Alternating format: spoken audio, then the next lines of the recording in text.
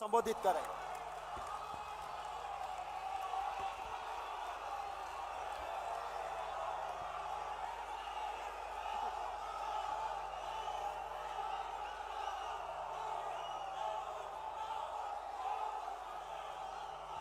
खारगे जी, सोनिया गांधी जी, भूपेश बघेल जी, केसी वेणुगोपाल जी,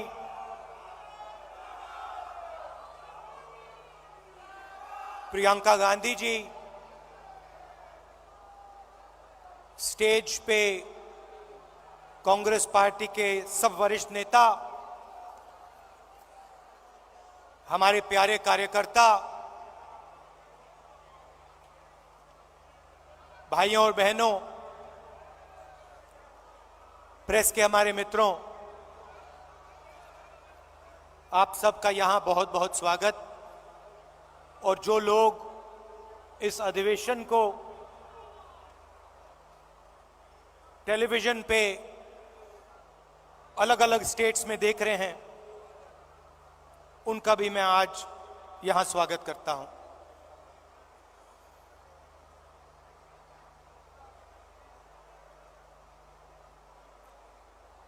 चार महीने कन्याकुमारी से श्रीनगर तक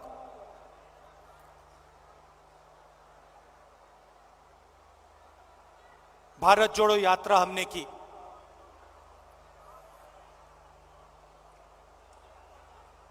वीडियो में आपने मेरा चेहरा देखा, मगर हमारे साथ लाखों लोग चले थे। हर स्टेट में चले, बारिश में, गर्मी में, बर्फ में, एक साथ हम सब चले।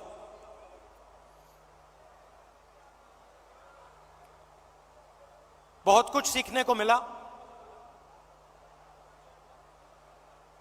अभी जब मैं वीडियो देख रहा था, मुझे बातें याद आ रही थी।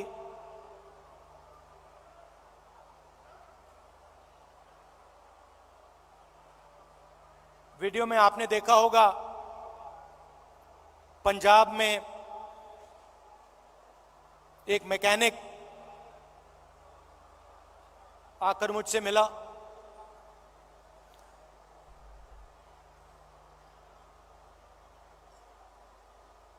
मैंने उसके हाथ पकड़े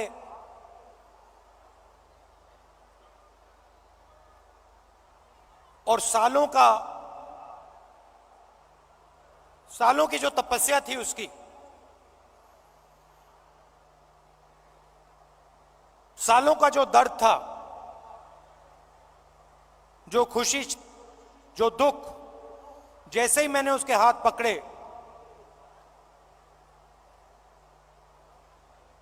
हाथों से मैंने बात पहचानी।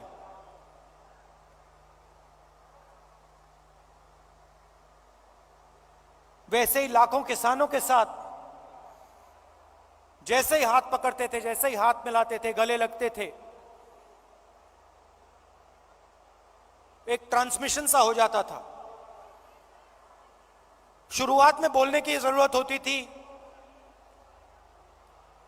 क्या करते हो, कितने बच्चे हैं,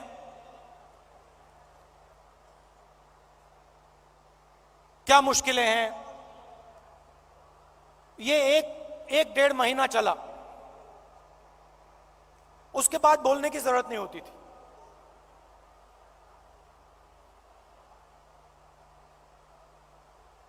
जैसे ही हाथ पकड़ा,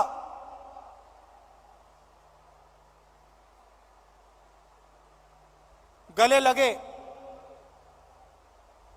सन्नाटे में एक शब्द नहीं बोला जाता था, मगर जो उनका दर्द था, जो उनकी मेहनत थी, एक सेकंड में मुझे समझ आ जाती थी, और जो मैं उनसे कहना चाहता था बिना कुछ बोले वो समझ जाते थे। अभी मैंने देखा, आपने वो बोट रेस देखी होगी केरल में।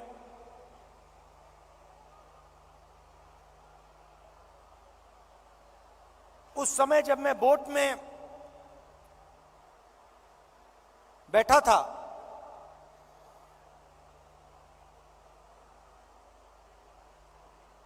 पूरी टीम के साथ मैं रोइंग कर रहा था, मेरे पैर में भयंकर दर्द था। मैं उस फोटो में मुस्कुरा रहा हूं, मगर मेरे दिल के अंदर रोना आ रहा था, इतना दर्द था।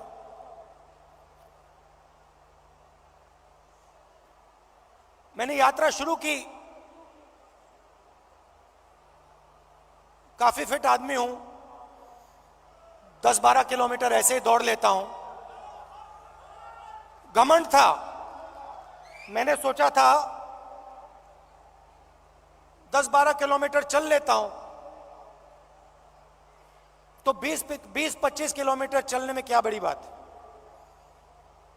मेरी माइंड में यह था। पुरानी इंजरी थी, कॉलेज में चोट लगी थी फुटबॉल खेलते हुए, मुझे याद है। मैं दौड़ रहा था, मेरे दोस्त ने पीछे से अड़ंगी मार दी और घुटने में चोट लगी।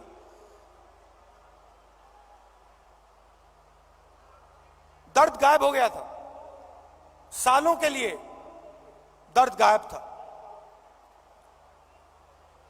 और अचानक जैसे ही मैंने यात्रा शुरू की, दर्द वापस आ गया।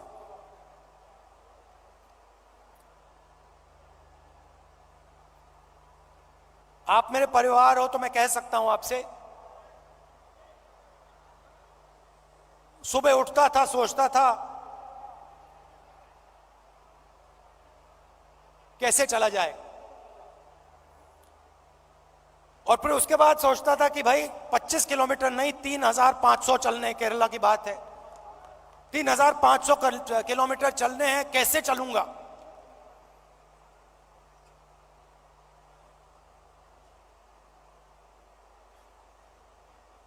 और फिर कंटेनर से उतरता था, चलना शुरू करता था, लोगों से मिलता। तो पिछले पहले 10-15 दिन में, जिसको आप अहंकार कह सकते हो, घमंड कह सकते हो, वो सारा गायब हो गया।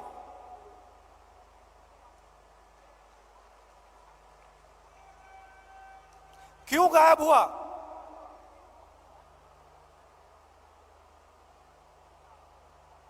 क्योंकि भारत माता ने मुझे मैसेज दिया,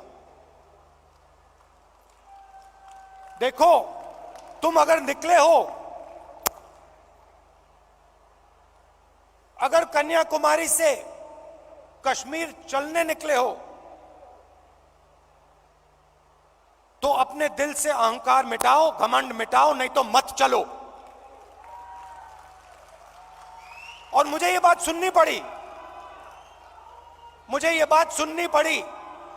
मुझ में उतनी शक्ति नहीं थी कि मैं इस बात को ना सुनूं। और आस्ते आस्ते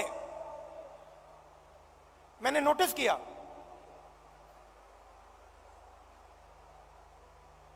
मेरी आवाज चुप होती गई। पहले किसान से मिलता था,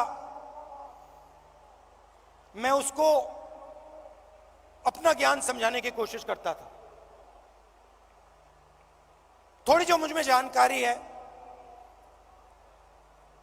खेती के बारे में, मनरेगा के बारे में,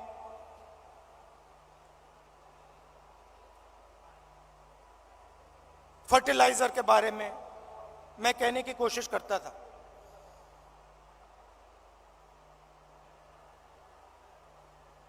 आस्ते आस्ते ये सब बंद हो गया।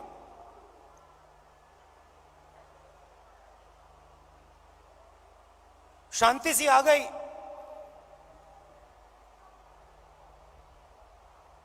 और सन्नाटे में मैं सुनने लगा।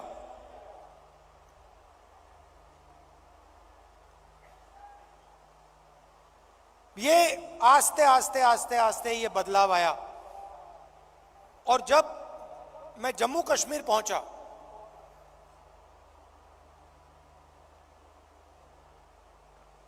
वो भी अजीब सी बात थी। जब मैं जम्मू कश्मीर पहुंचा,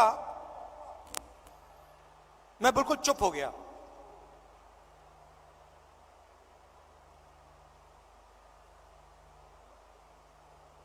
कह लो जैसे मेडिटेशन करता है प्रियंका और मैं, विपासना करते हैं, वैसी बात हो गई कि बिल्कुल चुप हो गया मैं।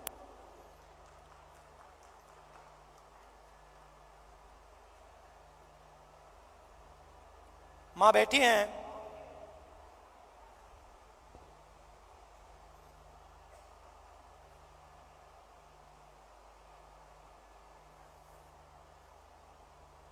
मैं छोटा सा था, 1977 की बात है।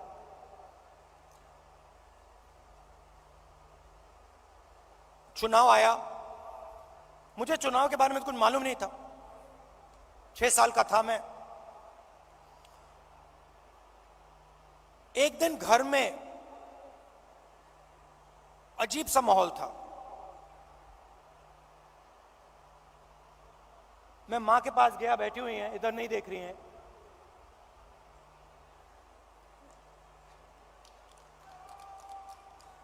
मां के पास गया, मैंने मां से पूछा मम्मी क्या हुआ? और मां कहती हैं हम घर छोड़ रहे हैं। तब तक मैं सोचता था कि वो घर हमारा था। तो मैंने मां से पूछा, मां हम अपने घर को क्यों छोड़ रहे हैं?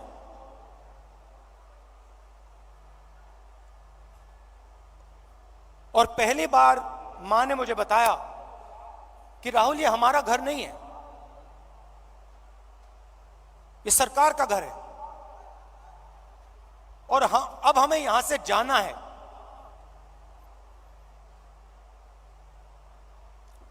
मैंने मां से पूछा, मां कहां जाना है? कहती है नहीं मालूम।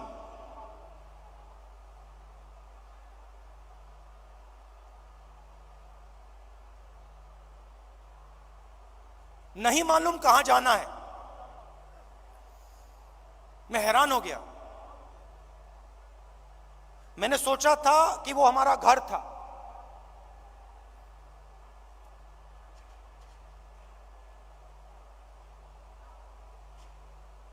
बावन साल हो गए,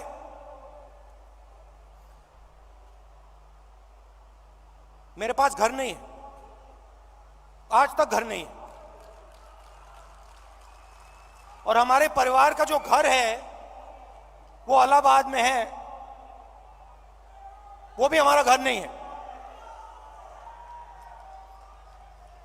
तो जो घर होता है उसके साथ मेरा बड़ा अजीब सा रिश्ता है। मैं 12 तुगलक लेन में रहता हूं, मगर मेरे लिए वो घर नहीं है।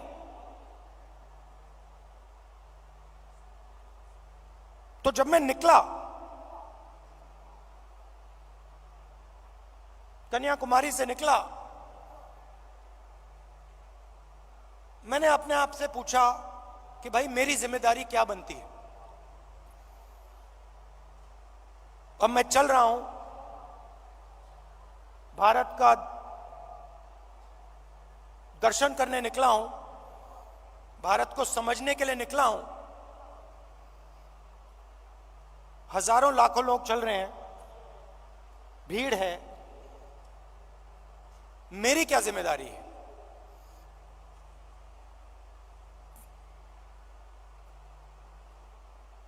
मैंने थोड़ी देर सोचा और फिर मेरे दिमाग में एक आइडिया आया।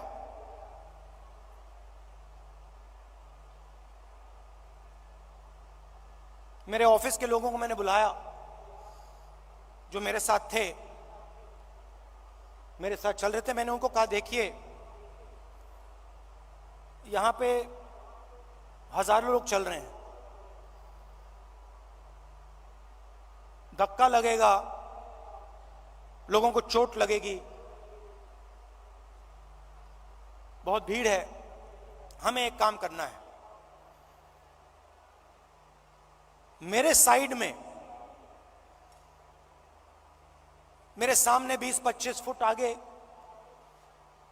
इस तरफ 20-25 फुट, इस तरफ 20-25 फुट, ये जो जगह है, ये जो खाली जगह है जिसमें हिंदुस्तान के लोग आएंगे,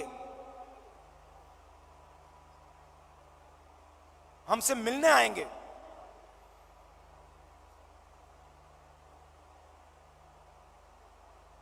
अगले 4 महीने के लिए वो हमारा घर है। मतलब ये घर हमारे साथ चलेगा।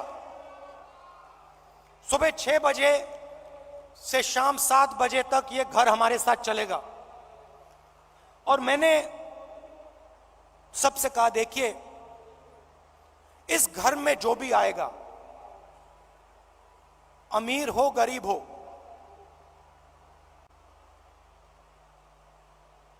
बुजुर्ग हो युवा हो बच्चा हो, किसी भी धर्म का हो, किसी भी स्टेट का हो, हिंदुस्तान से बाहर का हो, जानवर हो, उसको यह लगना चाहिए कि मैं आज अपने घर आया हूं।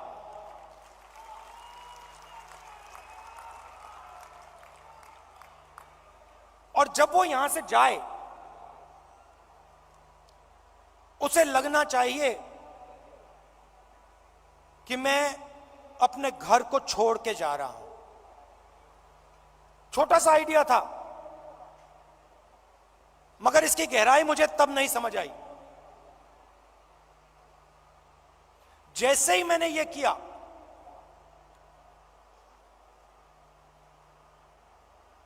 जिस दिन मैंने यह किया, उस दिन यात्रा बदल गई, जादू से बदल गई।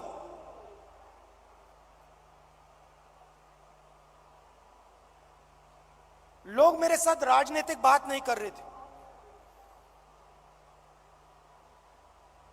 मैंने क्या क्या सुना मैं आपको बता भी नहीं सकता हूं।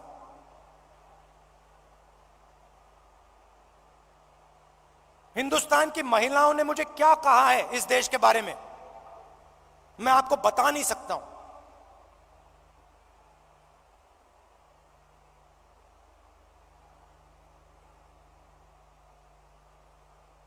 युवाओं के दिल में डर क्या है, कैसा है, मैं आपको बता नहीं सकता, समझा नहीं सकता। कह सकता हूं मगर बता समझा नहीं सकता हूं। कितना बोझ उठा रहे हैं।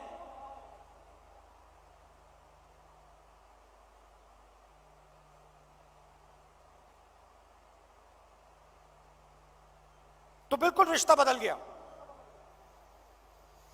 एक उदाहरण देता हूं, पता नहीं आपने शायद नहीं देखा। चल रहे थे हम सुबह सुबह,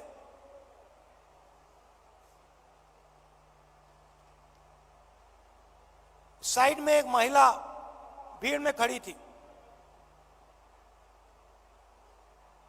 झिझक के उसने ऐसे किया मुझे। जैसे ही मैंने देखा, मैंने उसको बुलाया। मुझे बात अजीब सी लगी।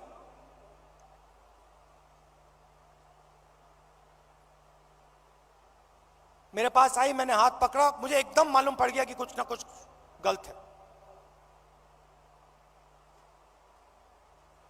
जैसे मैं प्रियंका का हाथ पकड़ता हूं, वैसे मैंने उसका हाथ पकड़ा था। कोई फर्क नहीं।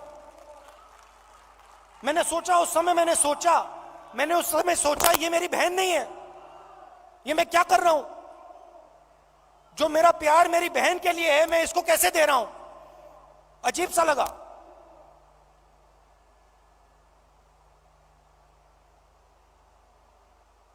मुझे मेरा हाथ पकड़ती है, कहती है राहुल, राहुल जी, भैया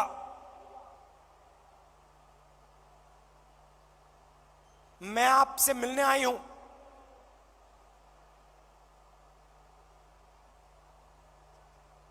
क्या बात है?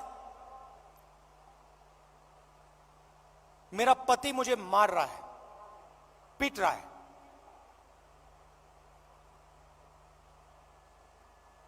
मैंने कहा कब? कहती है अभी, अभी वो मुझे मार रहा था, मैं घर से भागी हूं आपसे मिलने। तो मैंने कहा कि पुलिस को बुलाएं। कहती है नहीं नहीं नहीं, पुलिस को नहीं बुलाइए।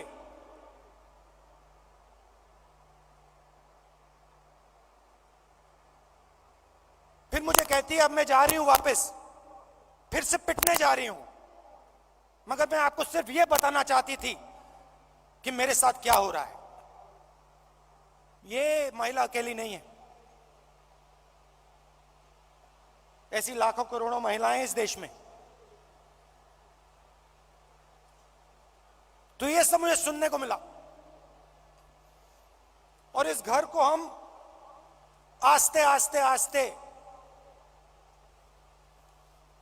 जम्मू कश्मीर तक ले गए।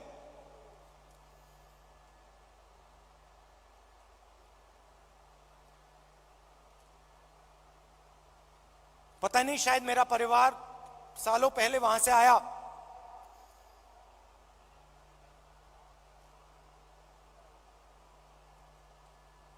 मैंने सोचा कि अजीब सी बात है, कन्याकुमारी से कश्मीर तक मैं ये इस छोटे से घर को ले जा रहा हूं, और यहां मुझे लग रहा है कि मैं वापस अपने घर जा रहा हूं।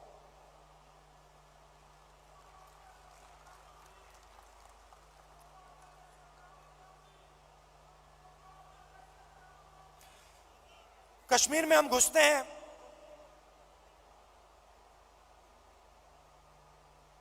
वैली से पहले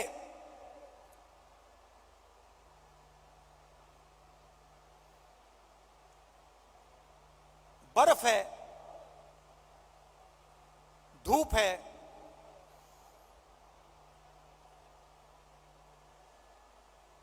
जैसे आज, और हजारों लोग हमारे साथ चल रहे हैं।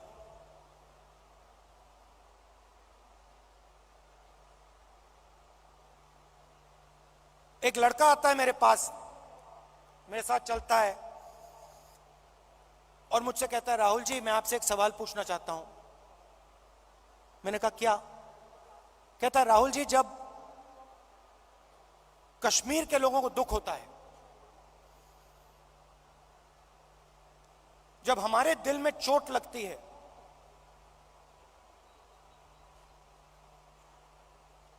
तो बाकी हिंदुस्तान के लोगों को खुशी क्यों होती है?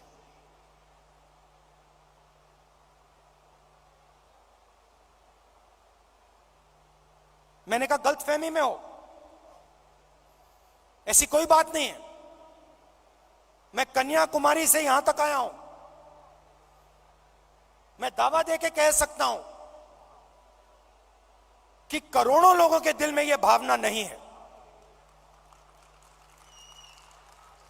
करोड़ों लोग हर हिंदुस्तानी के दर्द के साथ, हर हिंदुस्तानी के साथ खड़े हैं। चुने हुए लोग हैं, मैंने कहा चुने हुए लोग हैं जो खुश होते हैं।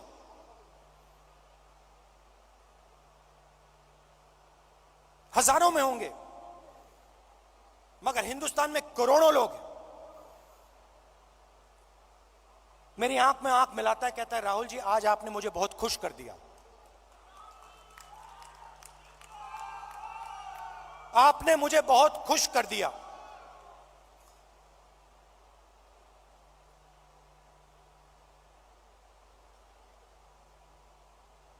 बातचीत करते हुए मैं देख रहा था चारों ओर तिरंगा, सड़क पे तिरंगा, पहाड़ों पे तिरंगा, पीछे तिरंगा, आगे तिरंगा, सब जगह तिरंगा।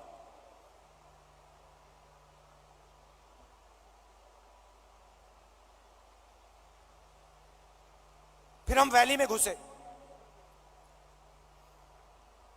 वैली में घुसते हैं,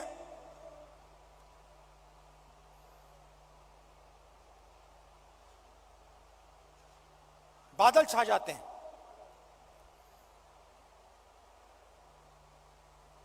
धूप गायब हो जाती है, और जैसे ही हम घुसते हैं, पुलिस वालों ने हमें कहा था कि 2000 लोग आएंगे। मेरे सिक्योरिटी वालों ने सोचा था 2000 लोग आएंगे। जैसे ही हम घुसते हैं, वहां पे 40,000 लोग खड़े।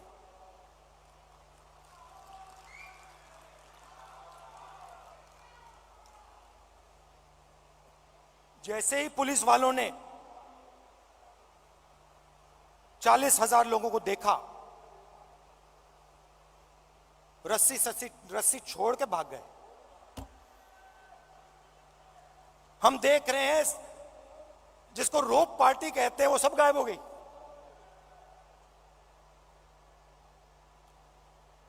सब गायब हो गई।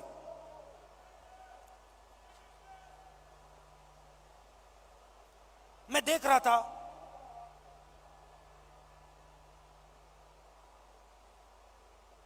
हिंदुस्तान के सबसे टेररिस्ट इन्फेस्टेड जिले में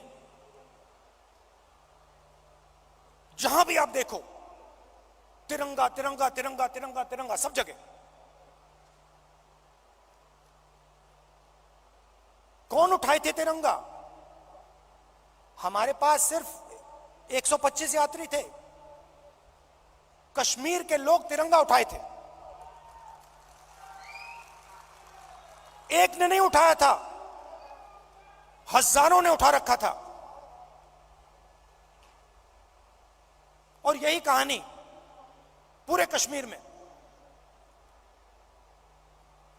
अनंतनाग, पुलवामा,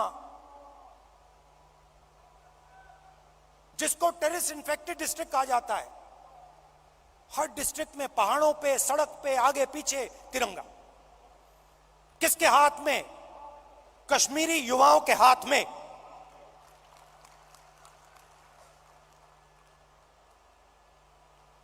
सीआरपीएफ के लोग मुझसे कह रहे, भैया ये तो हमने कभी जिंदगी में नहीं देखा, ये क्या हो गया?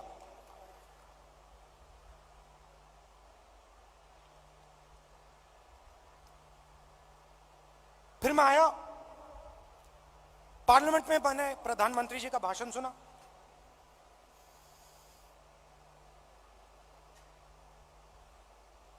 कहते हैं कि मैंने भी जाके लाल चौक में तिरंगा फहराया था।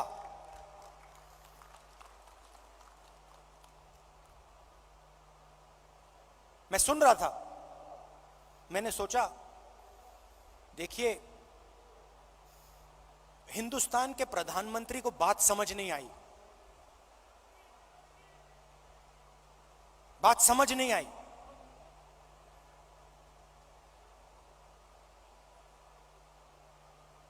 नरेंद्र मोदी जी ने बीजेपी के 15-20 लोगों के साथ जाकर लाल चौक पे तिरंगा फहराया। भारत जोड़ो यात्रा ने लाखों कश्मीरी युवाओं के हाथ से तिरंगा फहराया।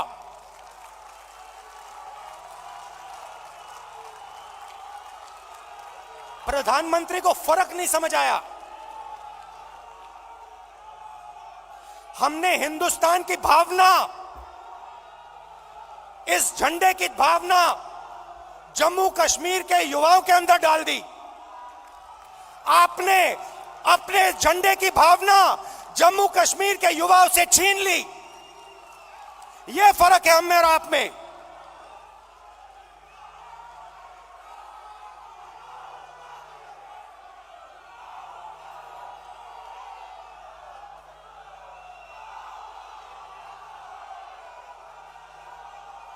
ये जो झंडा है, ये जो तिरंगा है,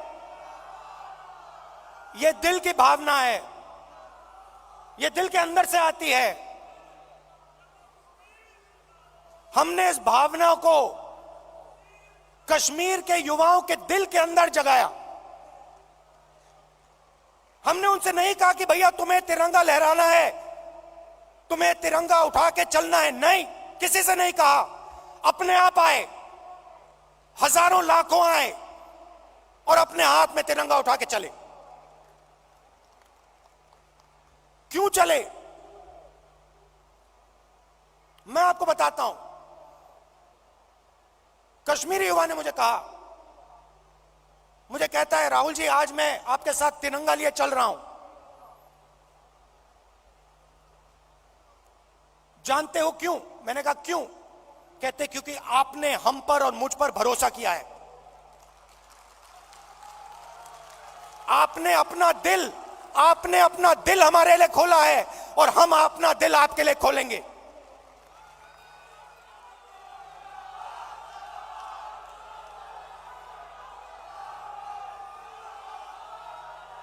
यह फर्क है। हिंदुस्तान एक भावना है,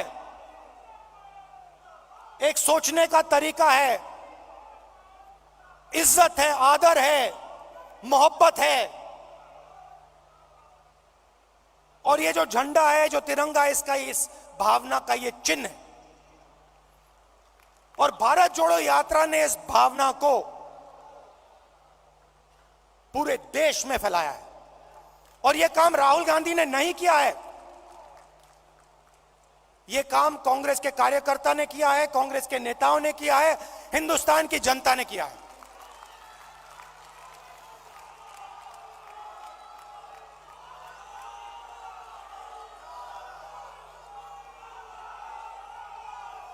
अब देखिए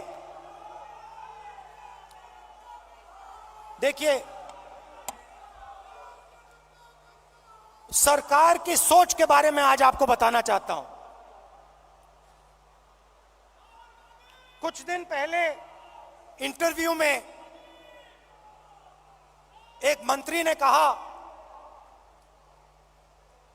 कि चाइना की इकोनॉमी हिंदुस्तान की इकोनॉमी से बड़ी है, तो हम उनसे कैसे लड़ सकते हैं। चाइना की इकोनॉमी हिंदुस्तान की इकोनॉमी से बड़ी है, तो हम उनसे कैसे लड़ सकते हैं।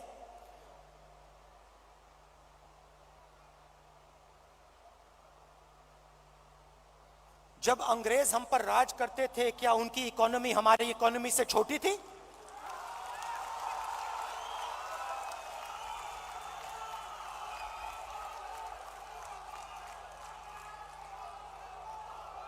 लड़ाई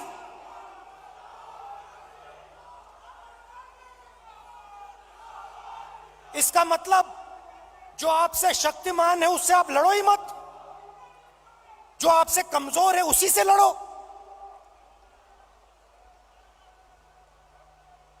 इसको कायरता कहा जाता है।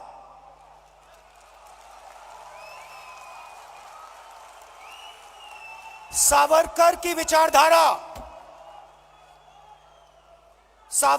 विचारधारा,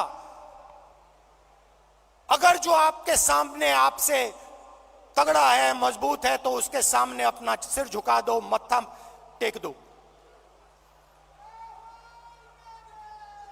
हिंदुस्तान के मंत्री कह रहे हैं, हिंदुस्तान का मंत्री चाइना से कह रहा है कि आपकी इकोनॉमी हमसे बड़ी है, तो हम आपके सामने खड़े नहीं हो सकते हैं। इसको क्या नेशनलिज्म कहते हैं? इसको देशभक्ति कहते हैं क्या? ये कौन सी देशभक्ति है? ये कौन सी देशभक्ति है? जो आपसे कमजोर है उसको आप मारो, और जो आपसे मजबूत है उसके सामने आप झुक जाओ। शब्द है इसके लिए। महात्मा गांधी कहते थे, सत्याग्रह की बात करते थे, सत्याग्रह का मतलब,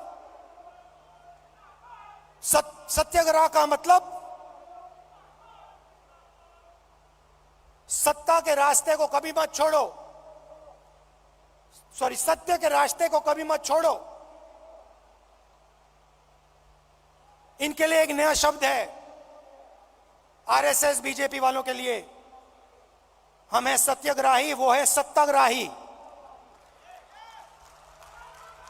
ये सत्ता के लिए कुछ भी कर लेंगे,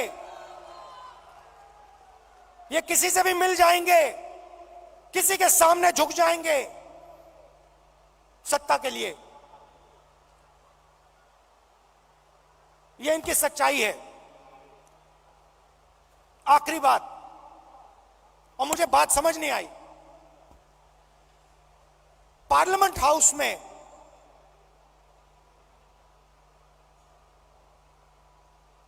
मैंने एक उद्योगपति पे आक्रमण किया, अदानी जी पे मैंने आक्रमण किया। मैंने कहा कि अदानी जी 609 नंबर से दूसरे नंबर तक कैसे पहुंचे। आपकी जो फॉरेन पॉलिसी बनती है, चाहे वो बांग्लादेश हो, चाहे वो इजराइल हो, ऑस्ट्रेलिया हो, श्रीलंका हो, सब जगह उनको फायदा मिलता है। इजराइल में सारे के सारे डिफेंस के कॉन्ट्रैक्ट मिल गए। श्रीलंका में एक व्यक्ति कहता है कि राजापाक्सा जी ने उन्हें कहा कि नरेंद्र मोदी जी ने दबाव डालकर अदानी जी को कॉन्ट्रैक्ट दिलवाया। तो मैंने सिर्फ एक सवाल पूछा, नरेंद्र मोदी जी, आपका अदानी जी से रिश्ता क्या है? मैंने और कुछ नहीं कहा,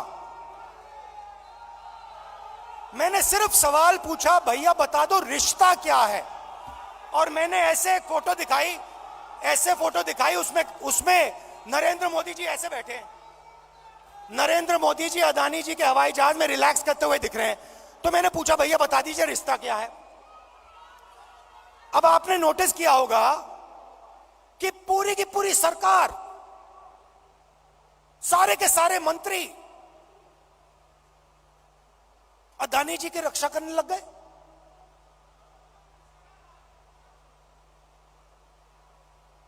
अदानी जी की रक्षा करने लग गए। कहते हैं जो अदानी जी पे आक्रमण करता है वो देशद्रोही है। मतलब अदानी जी देश के सबसे बड़े देशभक्त बन गए। और बीजेपी और आरएसएस इस व्यक्ति की रक्षा कर रही है।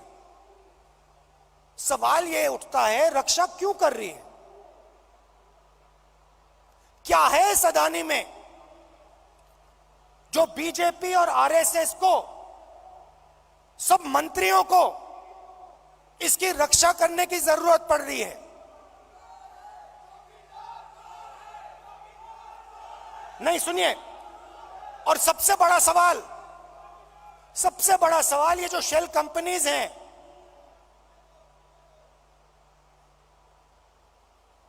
जो हजारों करोड़ रुपया हिंदुस्तान भेज रही हैं, ये किसकी हैं? इसमें किसका पैसा है? अदानी जी डिफेंस इंडस्ट्री में काम करते हैं, डिफेंस इंडस्ट्री में काम करते हैं, और हिंदुस्तान की सरकार को यह भी नहीं मालूम कि अदानी जी की शेल कंपनी है बाहर। इसमें इन्वेस्टिगेशन क्यों नहीं हो रहा? जेपीसी क्यों नहीं हो रही? डिफेंस का मामला है, देश की रक्षा का मामला है, पता तो लगाना चाहिए ये पैसा किसका है, शेल कंपनीज किसकी हैं, मगर नहीं।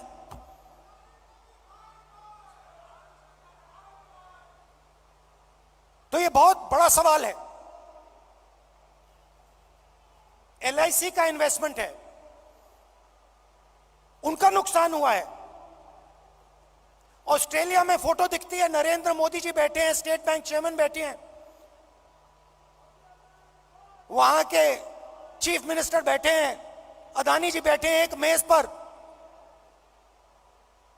स्टेट बैंक $1 बिलियन का लोन दे रहा है। नरेंद्र मोदी जी उस मेज पे क्यों बैठे हैं? क्या लेना देना नरेंद्र मोदी जी का स्टेट बैंक और अदानी के बीच में? क्या लेना देना? तो ये सवाल हैं, और ये सवाल मैंने पूछे, नरेंद्र मोदी जी से पूछे, बहुत सीधा जवाब था, कोई रिश्ता नहीं है। सिंपल सा जवाब था। हमने पूछा रिश्ता क्या है, नरेंद्र मोदी जी कह सकते थे कोई रिश्ता नहीं।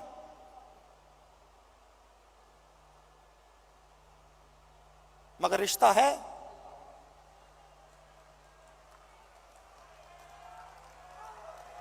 रिश्ता है। भाइयों और बहनों,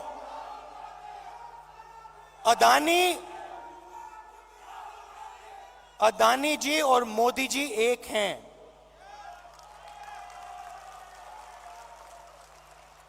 एक हैं। और देश का पूरा धन एक व्यक्ति के हाथ में जा रहा है। Airport, ports, defence, infrastructure, storage, agricultural storage, सेब, हिमाचल प्रदेश में सेब, कश्मीर में सेब, पूरा का पूरा धन एक व्यक्ति के हाथ में जा रहा है।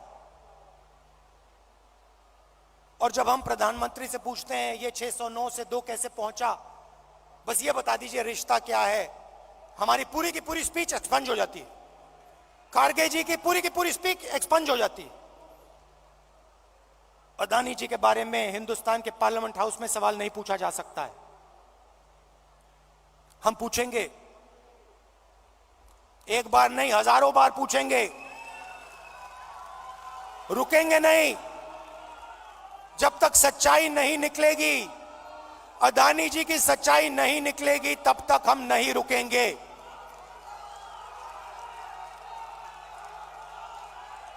क्योंकि, और इसका एक कारण है भाइयों और बहनों, और खास तौर से जो लोग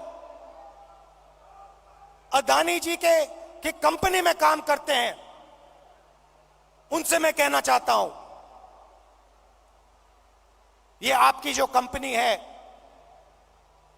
ये देश को नुकसान पहुंचा रही है। ये देश के पूरे इंफ्रास्ट्रक्चर को छीन रही है। भाइयों और बहनों, याद रखिए, आजादी की लड़ाई भी ईस्ट इंडिया कंपनी के खिलाफ हुई थी। वो भी एक कंपनी थी। उस कंपनी ने भी हिंदुस्तान का सारा धन, सारा इंफ्रास्ट्रक्चर,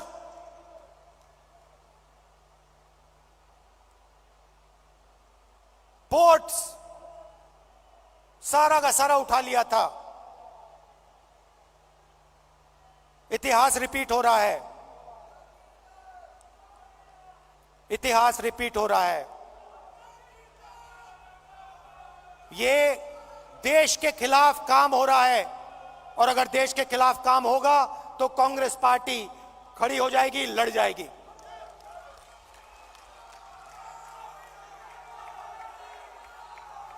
आखिरी बात कहना चाहता हूं, देखिए, यह पार्टी तपस्वियों की पार्टी है। यह पुजारियों की पार्टी नहीं है। यह तपस्वियों की पार्टी है। यह तपस्या की पार्टी है। और आपने देखा छोटी सी तपस्या की, 4 महीने की तपस्या की, और आपने देखा कांग्रेस पार्टी में कैसी जान आई, कांग्रेस पार्टी के कार्यकर्ता में कैसी जान आई, देश में कैसी जान आई। तपस्या बंद नहीं होनी चाहिए।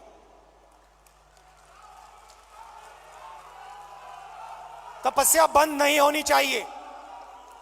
प्रोग्राम चलना चाहिए, तपस्या का प्रोग्राम होना चाहिए, उसमें हर कांग्रेस के कार्यकर्ता को शामिल होना चाहिए, हर नेता को शामिल होना चाहिए। उस प्रोग्राम में दर्द लगना चाहिए, मुश्किल होनी चाहिए, पसीना निकलना चाहिए, चोट लगनी चाहिए। खारगे जी कांग्रेस के प्रेसिडेंट हैं, सीनियर नेता बैठे हैं, तपस्या का प्रोग्राम बनाइए।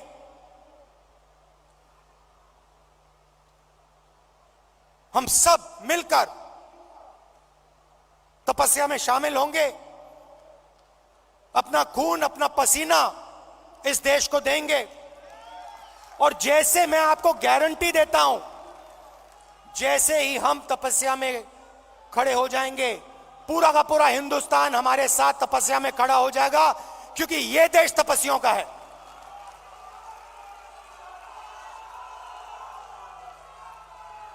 तो प्रोग्राम बनाइए, खारगे जी प्रोग्राम बनाइए, आपकी पूरी की पूरी टीम, जिसमें मैं शामिल हूं, कांग्रेस के सब नेता शामिल हैं, हर एक कार्यकर्ता शामिल है, देश की जनता शामिल है।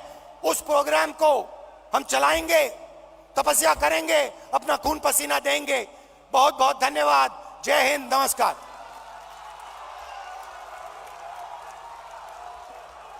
बहुत बहुत शुक्रिया राहुल जी।